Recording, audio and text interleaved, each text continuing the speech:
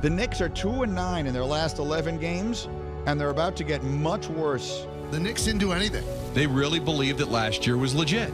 This year hasn't been the same. Randle's been inconsistent. The Knicks have been inconsistent, and they're struggling right now. As a Knicks fan, absolutely disgusted. Why is he unfollowing the Knicks? What did the Knicks do to him?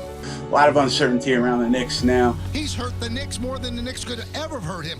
I have to blame the front office of the Knicks and Tom Thibodeau. It's a veteran team that can't win. They look like they're growing, like they're over teams. And those players' value just hasn't increased. I am so disgusted with what I have seen from the New York Knicks right now. They're not a fun team to watch, and in fact, it's like watching paint dry. They're so bad, they're so frustrating.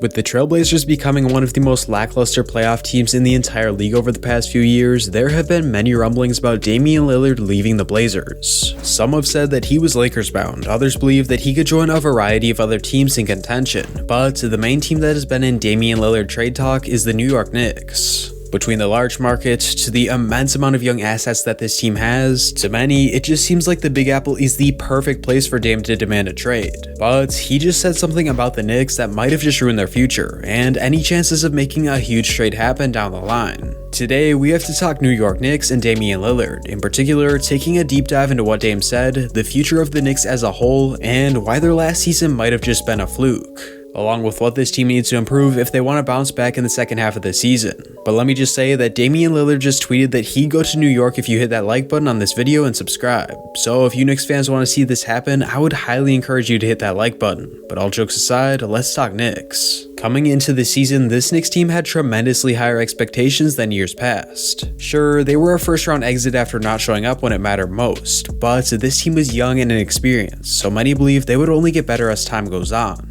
right? Well, despite this common narrative, as you all know, the Knicks have been one of the worst teams in the NBA this year, being that they are currently the 12th seed in the East, only above the Pacers, Magic, and Pistons, all of which are rebuilding teams at this point in time. Now, the Knicks are in somewhat of a rebuild as well, but as mentioned, based on what we saw last year, it seemed like this team was getting out of that phase and into a consistent playoff appearances. But what happened? Well, in order to see where the Knicks went wrong, we have to start at the beginning. Entering the 2021 NBA playoffs, many believed that this Knicks team was bound to beat the Hawks in the first round. Sure, the team had to combat Trae Young, but they had one of the best defenses in the entire league, and an all-NBA caliber player in Julius Randle, who only got better as the season went on. On top of that, players like RJ Barrett and Emmanuel Quickley had really started to hit their stride. Well, that is until the playoffs began. Once the series against Atlanta started, it almost seemed as though the young players of this team flipped a switch. Sure, Derrick Rose was balling out at the highest level, but other than that, everyone else on the roster struggled more than we had ever seen before, including Julius Randle.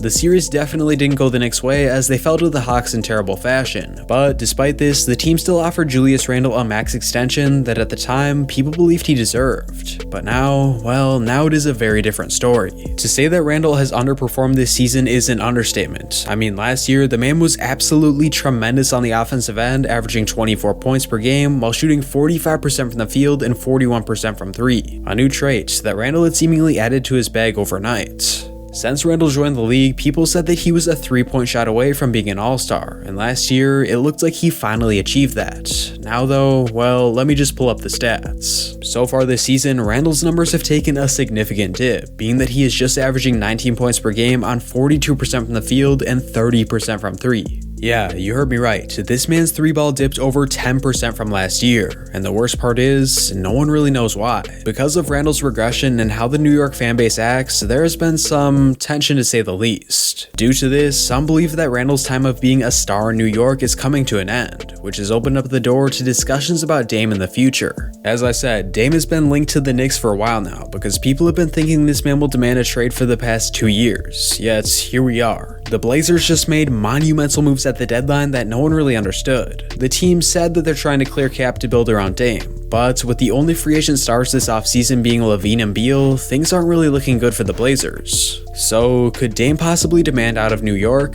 Despite this seeming like a possibility, Damian Lillard just said something recently that not only shuts down this entire idea, but indicated that the Knicks are doomed. According to multiple sources, because of the Knicks' struggle this season, the Knicks just aren't an appealing destination for Dame anymore, and not in the future either. Now, don't get me wrong here, this could be somewhat fabricated because a reporter is just stating the obvious, but in my eyes, Damian Lillard just exposed the harsh truth about this Knicks team. They just aren't appealing for stars right now. Last year, this was a very different story, being that this team looked like they had the young talents and veteran role players to be a great supporting cast around a legitimate star. But after this year, even though some players have improved, the Knicks just wouldn't be boosted to contenders or favorites if they added a star. Before you Knicks fans run down to the comments, just hear me out. This team for the most part is very young. I mean, RJ Barrett is only 21 years old, and the rest of the young core isn't far behind him. This team needs time to get experience and develop their talent, and even though it would be a downgrade from a playoff team, at this point, there isn't much this team can do to make a playoff push. They literally just have to get better. But despite what Dame said, and the fact that the Knicks have been utterly terrible this season, some reporters continue to hint at the possibility of Damian Lillard joining the Knicks this summer. But to me, this just won't happen. At this point in time, aside from Anthony Simons, the Portland Trailblazers are pretty much a rebuilding team. If Lillard truly wants to win at the highest level and demand out from the Blazers, there is literally no chance that he joins the struggling Knicks. The man has made it very clear that he is all about loyalty and winning, so if it gets to the point where winning outweighs loyalty, well, then he'll demand out to a winning team. But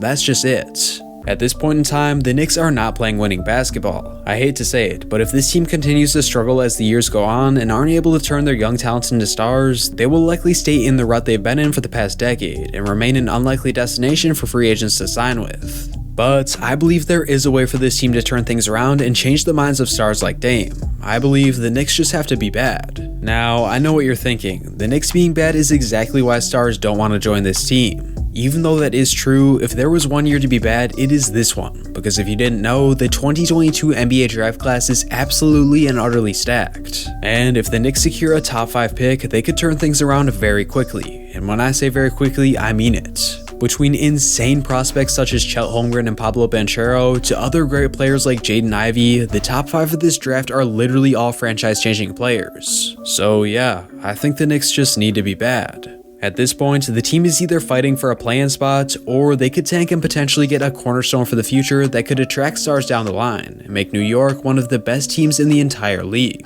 I don't know about you, but to me, the choice for this team is obvious, and if they play their cards right, it might just change the minds of players like Dame, who have lost interest in New York because of their poor performance. Let me know down below what you think the future of this Knicks team holds, and other than that, thank you all so much for watching. I'll catch you on the next one.